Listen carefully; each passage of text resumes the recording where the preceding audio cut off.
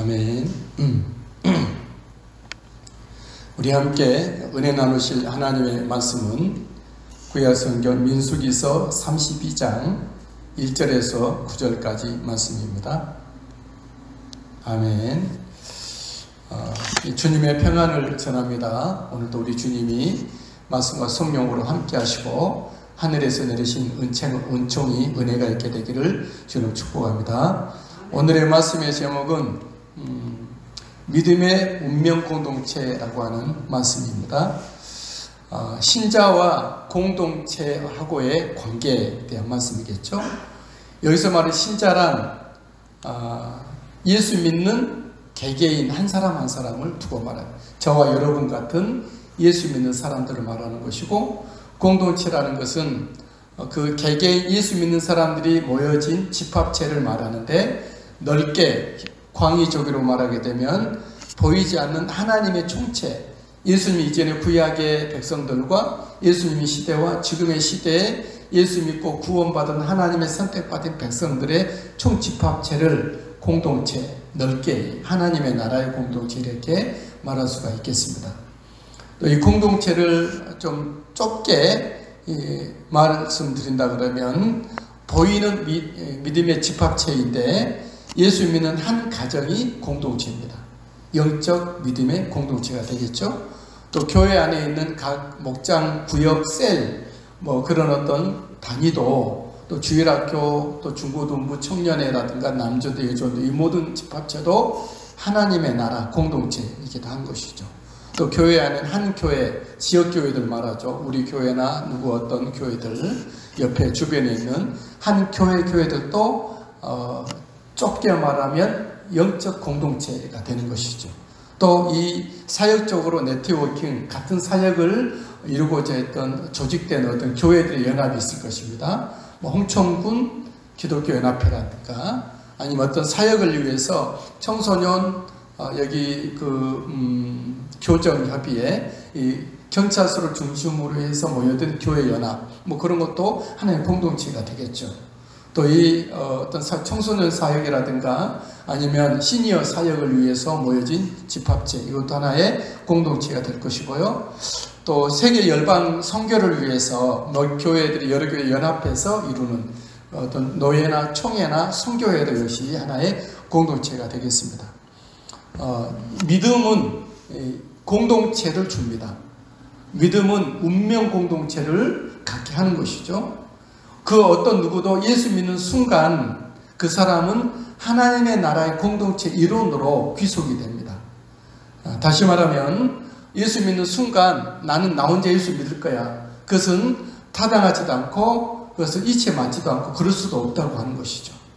예수 믿는 순간 그 사람은 가족의 공동체, 믿음의 가족 들어가든지 아니면 이 협의적인 보이는 공동체에 들어가서 있든지 아니면 전체적인 보이지 않는 하나님의 나라의 공동체에 가입될 수밖에 없게 되는 것이죠. 그래서 본인은 원하지 아니한다 할지라도 예수 믿는 순간 하나님의 나라의 영적 공동체 일원으로 되어지게 되어 있고, 거기로부터 하나님의 은혜와 보호와 사랑과 양육과 성장과 또한 생명의 공급이 되어지게 되는 것이죠. 그래서 우리 주님은 이 공동체를 두고 한 몸이라 말씀하셨어요. 우리 예수 믿는 여러분들의 가정이 한 모임이지 않습니까? 그것도 한 몸이 되는 것이고, 우리 교회와 또 지역교회 연합도 한 몸이고, 전 세계 우주적인 교회도 한 몸에 있다고 하는 것이죠. 그래서 예수 믿는 사람과 공동체하고의 관계는 불가불의 관계입니다. 끊을 수 없는 딱 붙어있는 관계죠. 그 공동체 끊어지는 순간 그 사람이 이미 예수 믿는 사람이 아니겠죠. 우리가 장소가 달리하고 모임은 달리한다 할지라도 예수 믿는 믿음이 있다면 하나님의 공동체에 붙어있는 것이고 안에 있는 것이고 그 어떤 통제 아래에 있다고 하는 것이죠. 우리 신자와의 공동체의 관계는 정비례의 관계입니다. 신자가 믿음이 좋아지면 공동체에 선한 영향을 주는 것이고, 또 공동체가 성장하게 되면서 그 공동체 안에 있는 한 신자들도 믿음이 자라고 또 하나님 은혜가 커져가고 함께 이렇게 같이 비례해 간다는 것이죠. 보이지 않지만 공동체는 한데 묶여 있는 운명 공동체라는 것을 기억할 수 있게 되길 바랍니다. 그래서 여러분들 속해 있는 운명 공동체가 무엇인지를 살펴보시고 운명 공동체를 위해서 기도하시고 운명 공동체를 잘 받들어 갈 수 있게 되길 바랍니다. 크게 말하면 하나님의 전체적인 하늘과 땅과 새 있는 예수 믿는 공동체를 말하는 것이고, 좁게 말하면 여러분들의 가정 안에 있는 예수 믿는 사람도 있을 거예요. 그 사람들과의 모임이 너무나도 귀한 공동체를 기억하시고, 교회 안에 셀과 목장과 구역과 여전도회, 남전도회, 청소년, 중고등부, 주일학교, 이거 다 하나의 공동체라고 하는 것이죠. 세상은, 사단은 이런 공동체를 자꾸 흩으려고 하고 해치려고 하는 것이죠. 그러나 공동체가 해쳐지면 우리 개개인이 다 믿음의 기반이 다 잃게 되고 공급받지 못하기 때문에 그 자멸하게 되는 것이죠. 그래서 공동체를 살리는 것은 나를 살리는 것이고, 내가 더욱더 복되게 되는 것은 공동체와 함께 비례해서 간다는 걸 기억하시고, 여러분들이 하나님이 여러분들이 주신 공동체를 잘 세워가고 또 진행시켜 갈 수 있게 되길 주의 이름으로 축복합니다. 오늘 성경에 오늘 읽었던 성경 본문의 시작은 루벤 지파와 갓 지파가 축복을 받았다는 모습으로 시작을 합니다. 1절 말씀이죠. 루벤 자손과 갓 자손은 심히 많은 가축대를 가졌다라 말씀하고 있죠. 루벤 지파와 갓 지파는, 이 두 자손은 광야를 순례하면서도 번영을 했고 숱한 치열한 전투를 치르면서도 번성을 이루었습니다. 물론 이 두 지파만, 두 자손만 번영하고 번성한 것은 아니죠. 나머지 10지파, 총체적으로 12지파 모두는 다 이 광야길을 가면서 하나님의 번영을 이루었고, 이 치열한 전투를 계속적으로 치렀지만 결국 번성을 이루어졌다는 것이죠.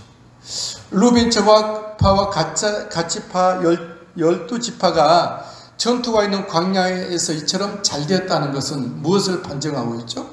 저들에게 하나님의 돌보심이 있었다는 것을 얘기를 하는 것이죠. 그들이 광야길을 순례하는 순례자였지만 하나님은 그 광야길에서 그들에게 복을 주셨고, 저들은 치열한 전투 속에서도 하나님의 안보하심과 하나님의 생명력으로 넘쳐나는 축복의 역사가 아브라함에게 약속했던, 아담에게 최초 인간에게 약속했었던 말씀대로 하나님 안에 있는 공동체에, 하나님은 광야에서도 치열한 전투 속에서도 하나님은 그들에게 은혜를, 축복을 대해주셨다는 것입니다. 여러분, 하나님은 어떤 분이십니까? 하나님은 누구십니까? 하나님은 하나님의 백성들을 은혜로 돌보시는 하나님이십니다.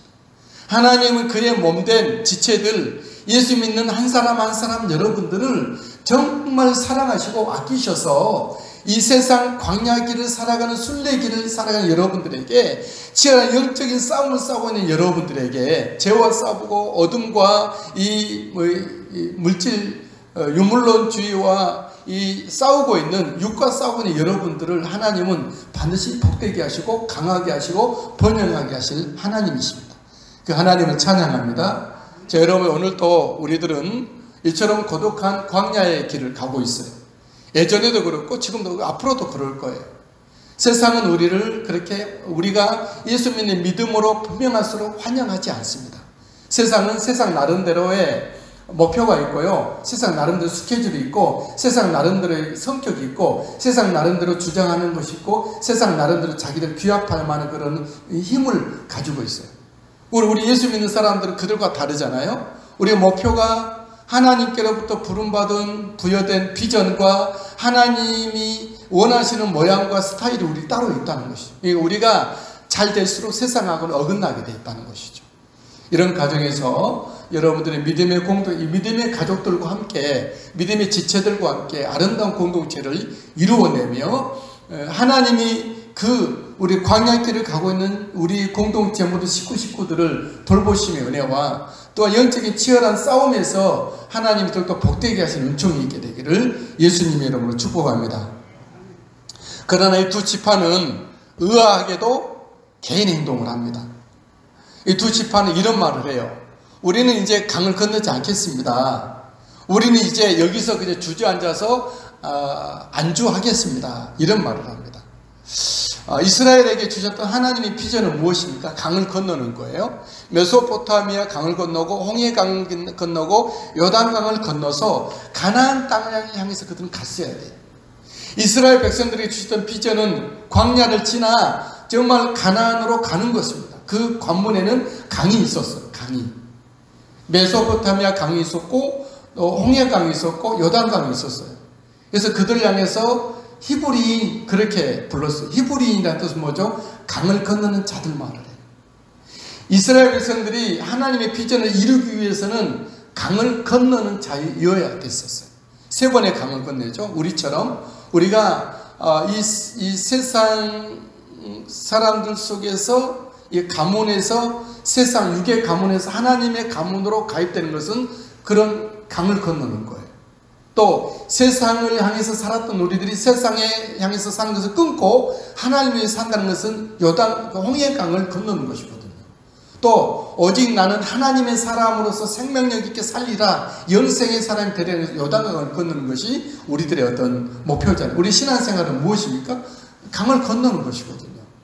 그래서 이스라엘 백성에 주어진 미션은 메소포타미아 강은 아브라함 때 건넜고 또 홍해는 모세 때 건넜고 이제 여호수아와 함께 이제는 이제 마지막 모세가 바톤을 넘겨줘 여호수아와 함께 요단강을 건너야 되거든요. 근데 두 지파는 마지막 강을 건너지 않겠다. 여기가 조사오니 이런 말을 해요. 네, 그들은 요단강을 건너기 직전에 자기들에게 딱 알맞는 땅을 보게 된 것이죠. 눈에 꽂힌 것입니다. 1절 말씀이죠. 그들이 아셋 땅과 길앗 땅을 본즉 그곳은 목축할 만한 장소인지라 그랬어요. 그리고 두 지파는 요단강을 건너지 않아도 여기서 잘 먹고 살 수가 있겠다. 우리 지파와 자손들이 자손 대대로 뿌리를 내리고 살 수가 있겠다. 그렇게 이제 그들은 생각하고 요구를 합니다. 5절이죠. 이 땅을 당신의 종들에게 그들의 소유로 주시고 우리에게 요단강을 건너지 않게 하소서. 이렇게 말을 합니다. 물론 이제 3, 4, 5절 보면 그 루벤 자손들과 갓 자손들이 그 땅이 얼마나 좋아서 여기다 성읍도 짓고 우리도 가축 우리도 짓고 이렇게 하겠나이다. 그런 말이 쭉 나와요. 여러분, 이 두 지파가 말하고 있는 요단강을 건너지 않고 정착하겠다는 이 말은 이스라엘에게 어떤 의미로 들렸을까요? 어떤 말로 받아들여지죠? 저들은 우리 공동체에서 분리되겠다고 말하는구나. 이렇게 지금 느껴지는 거예요. 그리고 저 두 지파는 우리들의 싸움, 앞으로 가나안을 점령하기까지 많은 싸움이 남아있는데 이 싸움에서 빠지려고 하는구나. 이렇게 지금 받아들여집니다. 저 두 지파는 이스라엘 우리 공동으로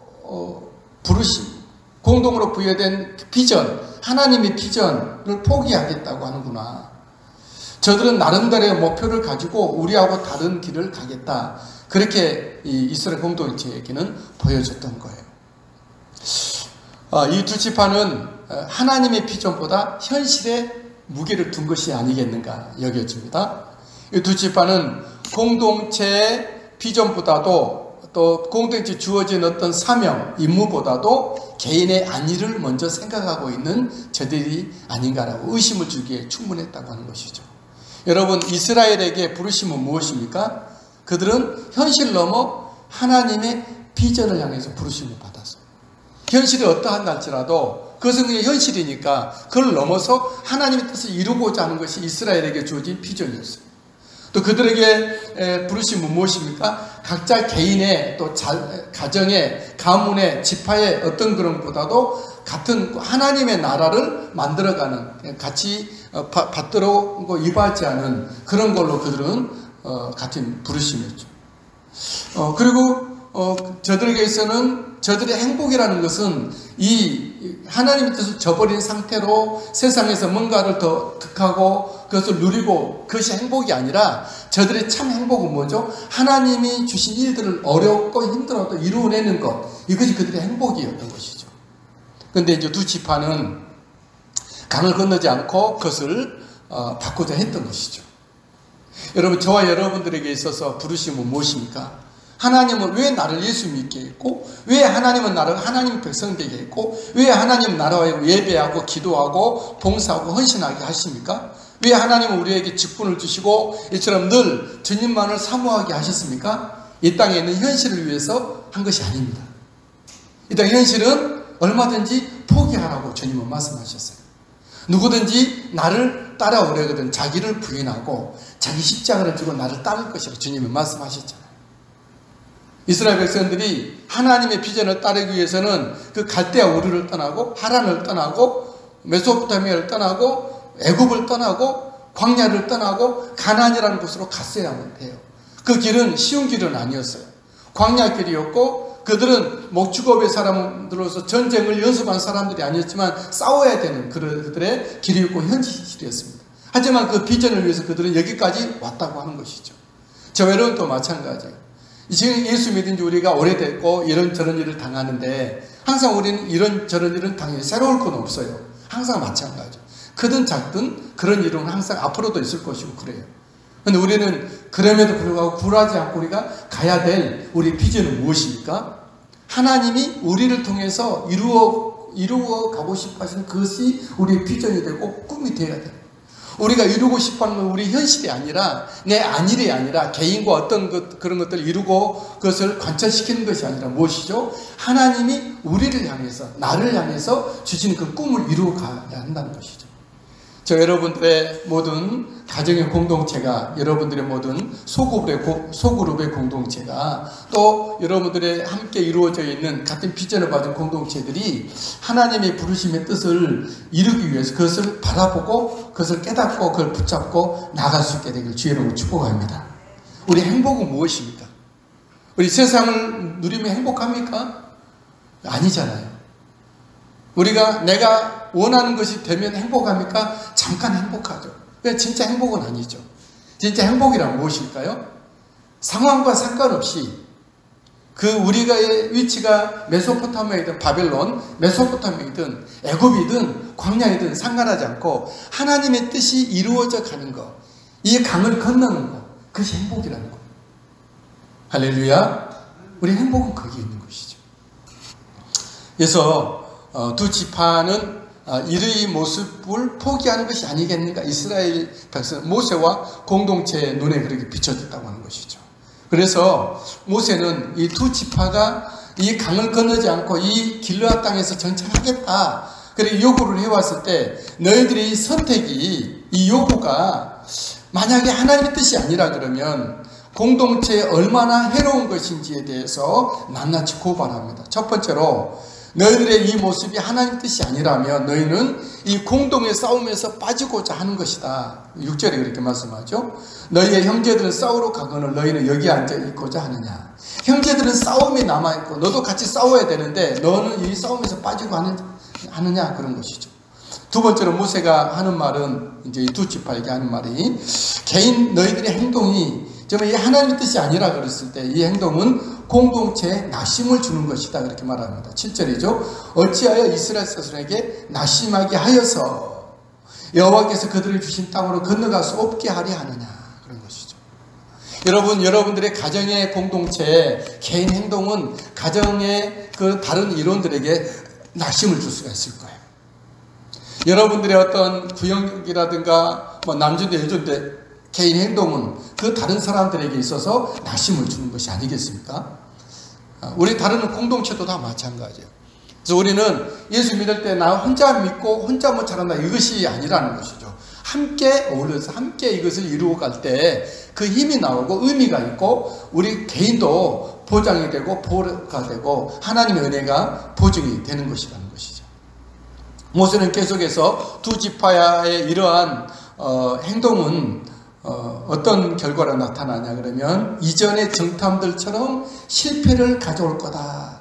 이스라엘 공동체에게 실패를 가져올 거다. 이전의 정탐들처럼 그렇게 말합니다. 8절 9절이죠. 너희 조상들도 내가 가데스 바네아에서 그 땅을 보라고 보내었을 때에 그리하였었나니 그들이 에스골 골짜기에 올라가서 그 땅을 보고 이스라엘 자손을 낙심하게 하여서 여호와께서 그들에게 주신 땅으로 갈 수 없게 하였느니라. 40년 전에 이스라엘의 그 지파들이 가나안 지경에 접경에 도착했을 때 12명의 정탐을 보내잖아요. 12명의 정탐을 보내는 것도 하나님의 뜻은 아니었죠. 하나님 그냥 들어라고 말씀하셨지만 이스라엘 백성들은 못 믿어서 사람을 보내죠. 12명의 정탐. 근데 그 12명의 정탐꾼들이 가서 믿음으로 보고 믿음으로 보고하고 믿음으로 어떤 안을 냈으면 좋았는데 믿음의 모습이 아니었죠. 그들이 하는 말은 무엇이었습니까? 저들은 정말 키골이 장대하고 우리는 그 앞에 메뚜기다. 우리는 할 수 없다. 그런 말을 하죠. 그리고 이스라엘 부정적인 말을 들었던 이스라엘 백성들이 울면서 애굽에는 참외도 있었고 파도 있었고 채소도 있었고 고기도 있었는데 우리 여기서 주로 죽는구나 하고 돌을 들어서 모세를 치려고 했죠. 하나님을 원망하고 모세를 원망하면서 치려했죠. 그래서 그들은 40년 동안 다시 또 광야로 방황하게 됐던 것이죠. 그랬던 것처럼 너희들이 이 두 지파가 이 가나안을 앞두고 강을 건너지 않겠다니 무슨 말이냐? 너희들 이 말은 이 이스라엘 공동체가 옛날처럼 또 실패로 돌아가게 하는 것이 아니겠는가? 그런 말을 하는 것이죠. 여러분, 하나님이 뜻하지 않는 개인의 행동은 바로 이처럼 하나님의 공동체로 실패하게 할 수도 있다는 것이죠. 또한 모세가 그들에게 하는 말은 이것입니다. 너희들의 이 개인의 행동은 하나님 앞에 온전하지 않는 것이다. 하나님을 온전히 쫓는 것이 아니다. 이런 말을 합니다. 11절 말씀이죠. 애굽에서 나온 자들이 20세 이상으로는 한 사람도 내가 아브라함과 이삭과 야곱에게 맹세한 땅을 결코 보지 못하리니 이는 그들이 나를 온전히 따르지 아니하였음이니라. 40년 전에 12정탐 중에 10명의 정탐군과 아울러 여호수아와 갈렙 외에 모든 사람 다 광야에서 죽잖아요. 왜냐하면 그들이 그때 하나님을 온전히 쫓지 않는 마음 때문에 부정적인 말을 했고 하나님을 원망하고 모세를 원망했기 때문에 그걸 봤을 때 그들은 하나님 앞에 마음이 온전하지 않은 것을 그때 말씀하는 거죠. 지금 이 순간에도 이 두 지파가 하나님의 거룩한 비전을 저버리고 강을 건너지 않은 채로 그곳에서 안주하려고 한다는 것은 뭘 말합니까? 그들이 하나님을 온전히 따르지 않는 그 모습이 아니냐, 그렇게 지적하고 있는 것이죠. 여러분, 우리가 어떤 상황이 주든지 간에 우리는 하나님 앞에 온전할 수 있게 되길 바랍니다. 우리 함께 말씀 나누고 있잖아요. 세상은 원래 그런 거라고. 우리의 삶은 원래 그렇게 고달픈 거라고. 원래 우리 길은 광야길이라고. 세상이 우리를 이해하지 못하고 알아주지 않은 거라고. 그럼에도 불구하고 어떤 상황이든지 어떤 형편이 됐든지 간에 마음으로 온전히 하나님을 쫓아 하나님의 뜻을 이루려고 몸부림치, 이것이 온전함인데 그렇게 될 수 있게 되길 바랍니다. 여러분의 가정에서, 여러분 인생길에서 어차피 인생길 끝나는 날 주님 앞에 가는데 주님 앞에 온전한 몸과 마음과 믿음으로 주님을 섬길 수 있게 되길 주의 이름으로 축복합니다. 모세는 계속해서 이 두 지파에게 이로 말미암아 여호와의 노가 일어난다, 그런 말을 해요. 하나님은 사랑의 하나님이시고 또 사랑의 하나님인 것만큼 질투가 있으시는데 사랑은 질투를 동반하죠. 사이가 좋을 때는 극한 사랑으로 돌보시나 사랑이 어긋났을 때는 하나님의 질투로 분노를 일으키시는 하나님이시죠. 그래서 이스라엘 백성들도 역시 마찬가지로 두 지파가 이 개인 행동을 하면서 하나님 뜻이 아닐진데 그 이스라엘 공동체에 하나님 또 진노하게 하신다, 그런 말을 해요. 14절 말씀이죠. 보라, 너희는 너희의 조상의 대를 이어 일어난 죄인의 무리로서 이스라엘을 향하신 여호와의 노를 더욱 심하게 하는도다, 그런 말입니다. 여러분, 이 땅에서 우리 하루하루는 하나님 앞에 거룩한 기회예요. 하나님을 온전히 따를 수 있는 기회이고 하나님을 기쁘시게 들을 만한 기회이고 하나님의 사랑을 받을 만한 기회가 우리 하루하루의 삶인 줄 믿습니다. 우리의 삶의 그 모습이 광야일지라도 치열한 영적인 싸움일지라도 우리는 하나님 앞에 날마다 기회가 되는 거예요. 하나님, 이런 상황에서도 내가 하나님을 기쁘시게 해드리겠습니다, 그런 모습으로 서는 것이죠. 그러나 하나님 앞에 바르지 온전치 않았을 때는 하나님이 그 사랑으로 준비했던 하나님의 손이 바뀌는 거죠. 노함으로 바뀌는 것입니다. 저와 여러분들은 하나님이 나를 향해 항상 펴신 그 손이 사랑과 은혜의 손길이 되기를 주의 이름으로 축복합니다. 두 지파의 이 개인의 행동은 결국 이스라엘 공동체로 하여금 멸망에 이끈다, 그런 말을 해요. 15절 말씀이죠. 너희가 만일 돌이켜 여호와를 떠나면 여호와께서 다시 이 백성을 광야에 버리시리니 그리하면 너희가 이 모든 백성을 멸망시키리라. 그렇게 말씀합니다. 너희 이 두 지파가 너희들이 강을 건너지 않은 채로 이 길르앗 땅과 야셀 땅이 너무 눈에 보기 좋아 거기서 자기들의 정착지로 삼고 거기 성읍을 건축하고 거기 우리를 짓고 거기에다가 전답을 펼치고 너희들이 살아간다고 했을 때 하나님의 법을 떠나 산다면 하나님의 비전을 버리고 하나님을 등지고 살아갔을 때는 결국 너희뿐이 아니고 나머지 이스라엘 지파들도 멸망받게 하는 것이 아니겠는가. 그러니까 우리 예수 믿는 사람들은 혼자만 잘해서도 아니고 다 같이 잘해야 돼요. 왜냐하면 운명 공동체이기 때문에. 우리 몸과 같아서 한쪽이 몸에 괴사가 일어나면 온몸이 죽잖아요. 그죠? 그런 것처럼 마찬가지. 우리 유기적으로 연합됐기 때문에 그래요. 여러분들의 가정의 공동체가 그런 거예요. 여러분들의 구역과 목장과 어떤 그런 기관이 그런 것입니다. 우리 어떤 지역적인 어떤 교회도 그러하고 여러분들 어떤 회사나 어떤 팀끼리 동아리를 만들어서 어떤 연합해서 우리가 선교 사역을 한달지 뭐 그런 어떤 또 다른 어떤 공동체도 마찬가지로 연합하지 않으면 스스로 자멸하게 되고 멸망에 이르게 된다는 것이죠. 그러니까 나 혼자 살겠다고 하나님의 비전을 버리고 믿음을 떠난 사람들은 그 사람도 죽고 그 공동체도 같이 멸망에 이끌게 된다는 것이죠. 그래서 이처럼 신자와 영적 공동체와의 관계는 불과 불의 관계이다라는 거죠.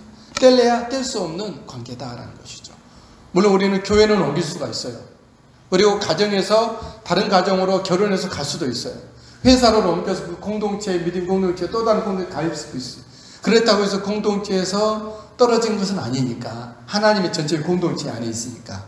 무슨 말이냐 그러면 그 예수 그리스도를 중심한 그 포도나무와 같은 하나님의 공동체를 절대 저버려서는 안 된다는 거죠. 하나님의 영적인 예수 그리스도 몸된 그 공동체 안에 나는 포도나무요 너희는 가지니 너희가 내 안에 내가 안에 너희 있어. 만약 너희가 내게 붙어있지 아니하면 밖에 버려져 말라지나니 사람들이 주워다가 불의 아궁이에 넣게 되는 것처럼 영적인 예수 그리스도의 몸에서 떨어져 나간 성도들이 돼서는 안 되겠다는 거죠. 어떤 경우 어떤 상황에서도 예수 그리스도와 굳게 붙어있게 되기를 바랍니다. 예수님이 포도나무로 비유하셨고 또 다른 데도 목자로 비유하셨어요. 나는 양의 목자라. 나는 양의 문이라. 그런 말씀하셨어요.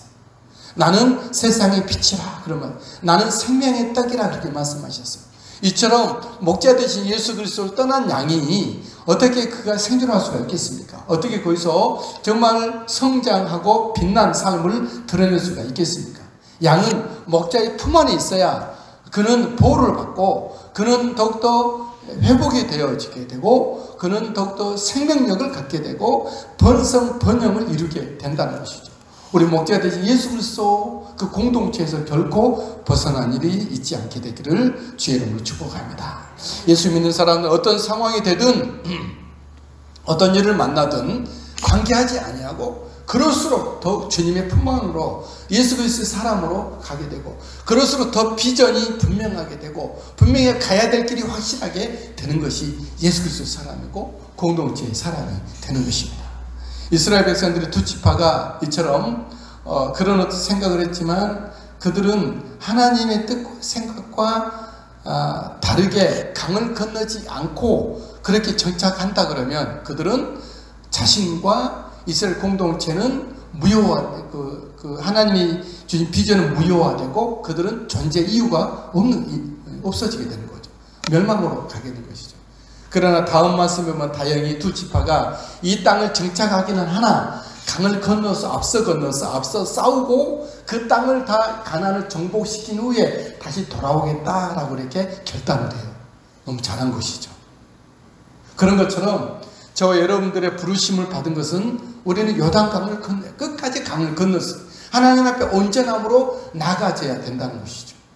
내게 지금 현실에 어떤 일이 있고 현실에 어떤 급한 일이 있고 현실을 좀 놓쳐서는 안 될 거든 좋은 기회가 있다 할지라도 그것이 더 잘되고 복되기 위해서는 끝까지 하나님 앞에 온전한 마음으로 가셔야 된다는 거죠.